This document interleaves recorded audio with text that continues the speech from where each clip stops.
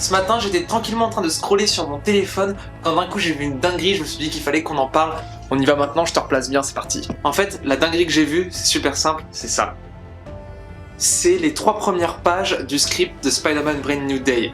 Tu ne rêves pas, le réel nous a mis les 3 premières pages du script du film.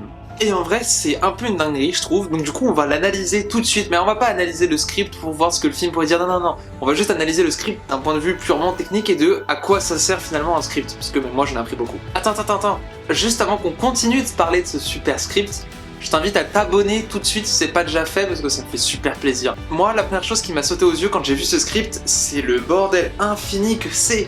Il y a des notes de partout, je pensais qu'un script c'était beau, c'était propre, visiblement c'est pas le cas de tous les réalisateurs. Mais en même temps, ces annotations sont super importantes parce qu'elles permettent de rajouter du contexte au script. On voit par exemple des idées de plans où il dit « Je pense qu'on devrait mettre la caméra dans le masque pendant qu'il fait ça, comme ça, on le voit bien, ça c'est un des plans qu'on a vu dans le trailer. » On voit aussi très clairement qu'il y a des discussions, parce qu'on voit qu'il se pose des questions, qu'il y a des échanges faits manuscritement sur le scénario. C'est hyper intéressant en fait de voir ça. On a aussi des explications de comment certaines scènes sont tournées. Là par exemple, je vois qu'il a mis comme annotation, on devrait tourner ça avec un vrai téléphone.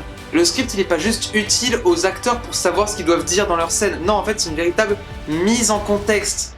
Tu vois, le réal insiste de manière manuscrite que ça y est, Peter Parker il est tout seul, que ça y est, ce sont ses propres gadgets, c'est fini la technologie Stark. Tout ça, ce sont des mises en contexte. On peut aussi voir les inspirations du réalisateur. Là, clairement, à un moment donné, il cite Marty McFly. Donc en vrai, c'est archi intéressant à voir. Il y a des messages pour les monteurs derrière, des prises de notes. C'est vraiment un bouquin de notes. C'est ultra intéressant. Je vous conseille d'aller le voir. Sauf si vous voulez pas être spoil, et je comprends totalement, mais en vrai c'est une mine d'or, c'est super intéressant. Si ce genre de vidéo te plaît, je t'invite aussi à t'abonner à mon compte, à me le dire en commentaire et à mettre un petit pouce. C'est sympa, c'est cool, et puis moi je te dis à la prochaine, bisous, ciao.